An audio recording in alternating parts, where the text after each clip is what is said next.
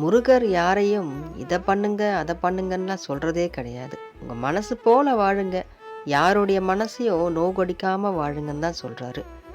அடுத்தவங்களுக்கு உங்களால் முடிஞ்சால் உதவி பண்ணுங்க, அப்படி இல்லைன்னா உபத்திரத்தை மட்டும் எப்போவும் பண்ணாதீங்க. உங்களுக்கு யாராவது உபத்திரம் பண்ணாலும் முருகான்னு என் பேரை நீங்கள் கூப்பிடும்போது அந்த உபத்திரமும் உங்களுக்கு உதவியாக தான் இது கண்டிப்பாக அமையும் அப்படின்னு முருகர் ஒரு வாக்கு கொடுக்குறாரு. அதனால் நம்ம முருகனை வணங்குறோம், அவர் கொடுக்குற வாக்கு நம்ம கேட்குறோம், அவர் சொல்படி நம்ம நடக்கிறோம்.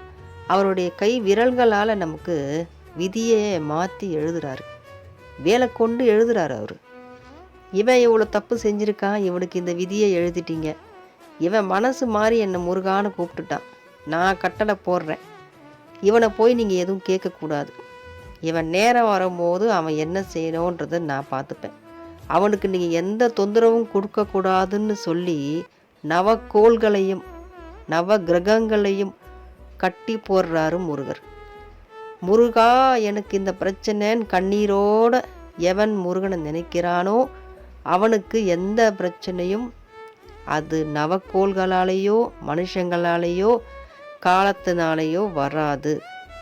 எந்த ரூபத்தில் வந்தாலும் அனைத்து ரூபத்திலையும் காத்து நிற்கக்கூடியவர் தான் நம்ம முருகர். முருகானந்த ஒரு சொல்லுக்கு அவ்வளோ ஒரு பவர் இருக்கு. முருகா என்ற அர்த்தம் அழகன், அழகன் என்றால் முருகன், முருகன் என்றால் அழகன் என்று சொல்கிறாங்க தமிழ் வார்த்தையில். ஆனால் முருகான்னு நம்ம உள்ளம் முருகி முருகான்னு கூப்பிட சொல்ல முருகர் சொல்கிறாரு, அனைத்து பிரச்சனைகளுக்கும் தீர்வு முருகன் என்ற ஒரு அர்த்தம்னு முருகர் சொல்கிறாரு. யார் என்ன முருகான்னு அழைக்கிறாங்களோ அவங்களுக்கு நான் இருக்கேன், நான் இருக்கும் போது நீ யார், யாராக இருந்தாலும் நீ விலகி நில்லுன்றார். விலகிடுறாரு, எல்லாத்தையும் விலக்கி விட்டுருவார். அவர் தான் நம்மளை, அவர் நம்ம நினைக்கணும். ஆனால் அவருக்கு ஒரு எண்ணம் இருக்கும், நம்மளை நினைக்கிறாங்களா, நம்மளை வணங்குறாங்களா, நம்மளை கொஞ்சறாங்களா, நம்மளை பற்றி பாடுறாங்களா.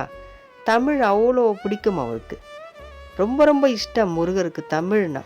தமிழில் நம்ம அவரை புகழ்ந்து பாடுனா அவ்வளோ சந்தோஷமாக ரசிப்பார், அவ்வளோ ஆனந்தமாக கேட்பார். எல்லாருமே அவரை பாடி பாடி தான் ரொம்ப சுபிட்சமான ஒரு இடம் பெற்று இன்னைக்கு அவங்க நமக்கு தெய்வங்களாக வாழ்ந்துட்டுருக்காங்க. பல பேர்கள் முருகர் பக்தர்கள், ஞானிகள், சித்தர்கள் எல்லாருமே. அதனால் முருகனை வணங்குறவங்களுக்கு எப்போவுமே எந்த கவலையும் வராது. எல்லா பிரச்சனையும் முருகன் காலடியில் போட்டு நம்ம நிம்மதியாக இருக்க வேண்டியது தான். வெற்றிவேல் முருகனுக்கு அரோகரா.